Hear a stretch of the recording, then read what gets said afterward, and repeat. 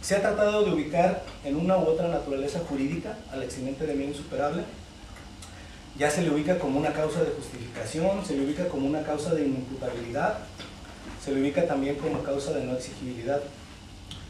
Quienes argumentan que el miedo insuperable es una causa de justificación, a grandes rasgos dicen: la culpabilidad se excluye cuando el sujeto no es motivable por la norma jurídica. Como las personas que sienten miedo sí son motivables por la norma jurídica, entonces no estamos hablando de excluyente de culpabilidad. Dicen, sin embargo, no los vamos a castigar, no porque no puedan percibir la norma jurídica, sino porque la norma jurídica no va dirigida hacia ellos. La norma jurídica no quiere coaccionar a esas personas que sienten miedo. Es básicamente el argumento de quienes argumentan que es una causa de justificación. Aquí consideramos, en cambio, que todas las causas de exclusión de responsabilidad penal implican la posibilidad de motivar al sujeto. Solo así tiene sentido la prohibición de conductas. El derecho, creemos, sí está interesado en dirigir su norma de motivación aún a quienes actúan bajo miedo insuperable. Hay un ejemplo que lamentablemente ha ocurrido, donde secuestran a una persona y le dicen, mira, después de que nos pagues tu rescate, te vamos a liberar, pero además necesitamos que nos proporciones el nombre de 10 empresarios. Tú eres empresario y necesitamos el nombre de 10 empresarios más para estar en nuestra lista de secuestrables. Entonces, danos los datos y te soltamos. La persona, por salvar su vida, por todo lo que ello implica, proporciona los datos. Este sentido nos parece un ejemplo difícilmente justificable, ¿no? Podríamos, si nos vamos al sentido estricto, que las otras 10 personas son secuestradas, bueno, parece de difícil justificación 10 secuestros contra uno, ¿no? Sin embargo, creemos que no es reprochable. En este ejemplo, creemos que el derecho, aún así, el derecho dirige su norma hacia este sujeto, suponiendo que quisiera actuar de manera heroica, ¿no? Que dijera él, bueno, yo voy a sacrificar mi vida, pero yo no le doy un centavo más a los secuestradores, ¿sí? Si este sujeto quisiera actuar de manera heroica por si lo deseara, entonces el derecho sigue dirigiendo su norma hacia él. Sin embargo, no se lo puede exigir. Lo puede limitar, pero no se lo puede exigir y mucho menos sancionar penalmente si no lo hace por salvar ese bien jurídico personalísimo que es la vida, ¿no? Se reconoce entonces que la fuerza motivadora del derecho puede verse afectada por cierta anormalidad en las circunstancias, como aquellas que impiden superar el miedo. Se dice también que el miedo insuperable, el eximente, pertenece a las causas de inimputabilidad. Dice, bueno, incluso hay una jurisprudencia por ahí, dice que el miedo insuperable debe perturbar las facultades psíquicas de comprender y querer del individuo afectado. Debe perturbar. Hay autores que dicen, bueno, es que este criterio ya está superado, ya se ha dicho que no necesariamente tiene que perturbar las capacidades de querer, de entender, pero hay otros autores, bueno, concretamente Rodríguez Ramos en su manual del año 2006 todavía defiende esta posición. Entonces no ha sido una teoría del todo superada. Nosotros creemos que no es así, que el eximente de miedo insuperable no pertenece a las causas de inimputabilidad. Por lo siguiente, no es lo mismo un trastorno mental que el miedo insuperable. Admitimos que una de las consecuencias del miedo insuperable puede ser el trastorno mental de manera excepcional, ¿sí? Pero no todos los trastornos mentales proceden del miedo insuperable. La gran mayoría procede de intoxicación, de epilepsia, anomalías orgánicas, esquizofrenia, etc. Entonces, la relación es muy tenue y no cabe meterlo jurídicamente al bien insuperable dentro de las causas de inimputabilidad. Nuestro principal rechazo a esta tesis no es tanto en que se pueda proteger mediante otra disposición legal, no es tanto en que quede superfluo el eximente de miedo insuperable, que digamos, bueno, es que este eximente entonces ya no serviría. No, nuestro principal rechazo es porque pensar así no garantizaría el principio de culpabilidad. Mucha gente tendría que ir a prisión. Pensemos en la empleada de un banco que recibe la visita de 2 sujetos armados en su domicilio. Le dice, mira, conocemos dónde viven tus hijos, mañana en la sucursal bancaria me tienes que entregar una lista de los clientes que tengan mayores ingresos. Me los vas a entregar y si no los entregas, bueno, no vamos a tus hijos. La empleada evidentemente accede, bueno, de acuerdo a esta tesis, a la de la imputabilidad, esta empleada tendría que ir a la cárcel al menos por participación, ¿sí? Entonces, creemos que no garantiza el principio de culpabilidad, creemos que esta empleada podría ser sujeto de miedo insuperable. El miedo insuperable, entonces, concluimos, debe entenderse como una causa de inexigibilidad de otra conducta que excluye la culpabilidad. Esta es una opinión dominante, pero a la que además nos adherimos de forma convincente. Ello no implica que el comportamiento del autor esté permitido, ya que, insistimos, subsiste el intento de motivación normativa por si el sujeto decidiera actuar conforme a derecho. En algunos sujetos especiales el nivel de exigibilidad puede aumentar, como es en el caso de los funcionarios de seguridad pública.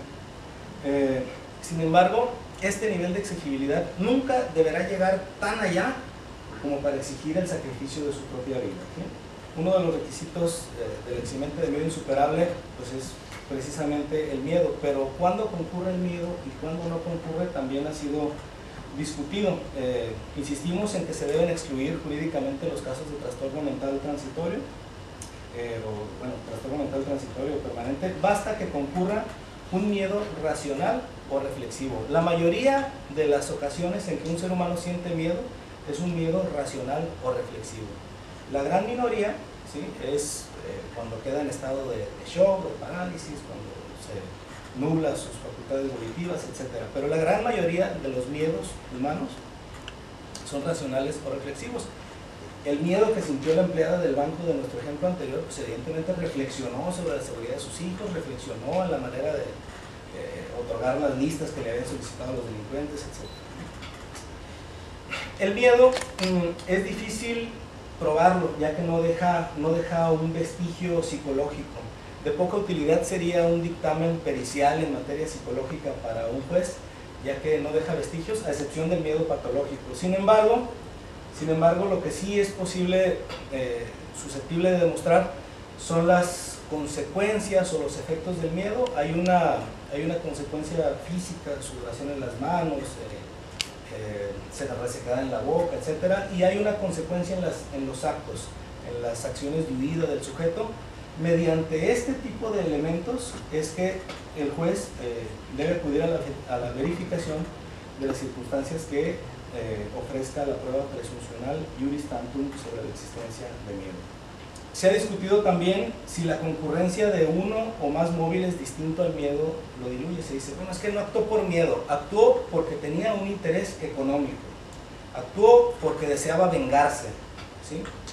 Pero en las reglas del crimen organizado se vale también el recibir una cantidad económica. Yo comentaba con mi director una frase de la película El Padrino, ¿no?, donde dicen, es que le vamos a hacer una oferta que no podrá rechazar. Es decir, tengo dos opciones, o acepto el beneficio económico o me atengo a las consecuencias, ¿no? Entonces, el hecho de que concurra una finalidad distinta o que concurra un interés económico o un deseo de venganza no necesariamente debe diluir el miedo, como tradicionalmente se ha venido argumentando por algunos profesores. Creemos que la venganza, por ejemplo, en la cárcel no diluye el miedo, ¿sí? El odio en una violencia familiar no diluye el miedo, ¿sí? Entonces, con esto tampoco se intenta proteger a quienes mienten. No se trata de proteger al mentiroso ni de ser excesivamente garantista.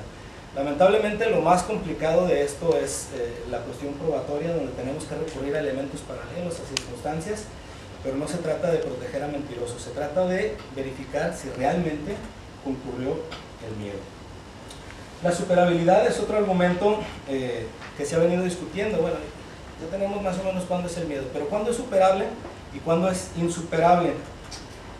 La superabilidad no debe entenderse desde el punto de vista psicológico.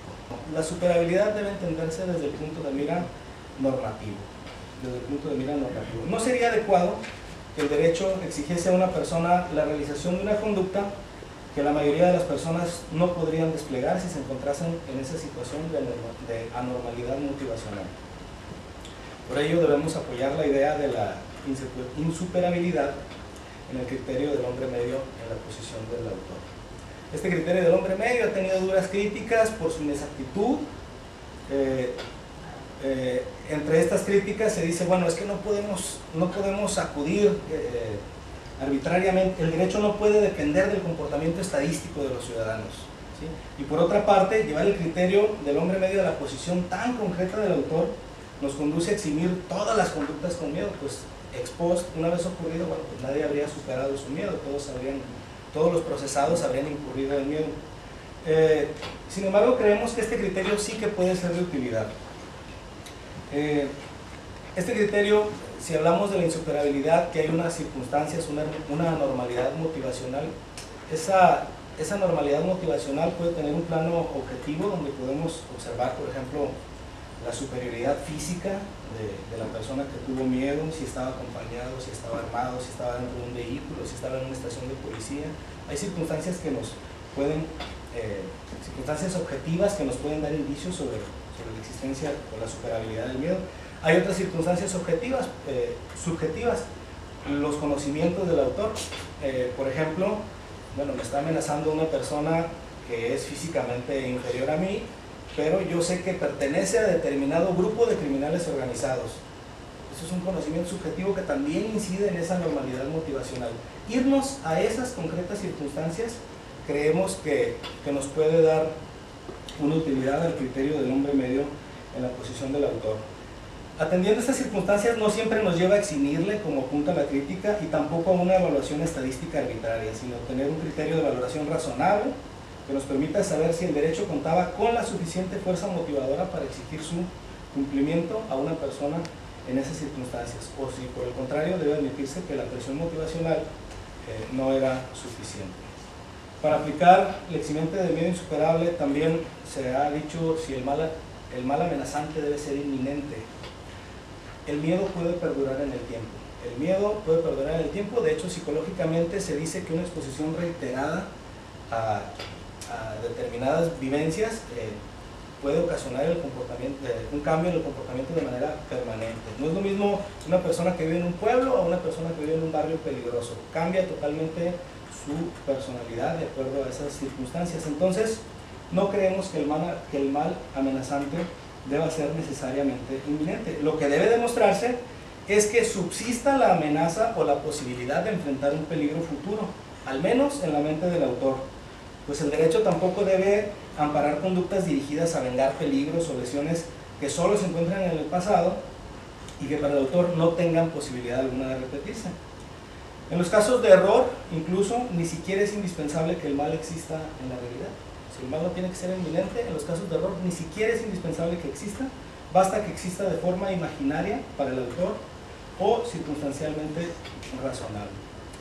En un paréntesis, creemos que debe abandonarse el término miedo imaginario o miedo putativo. El miedo no es imaginario ni putativo. Si algo real debe concurrir en esto, es el miedo.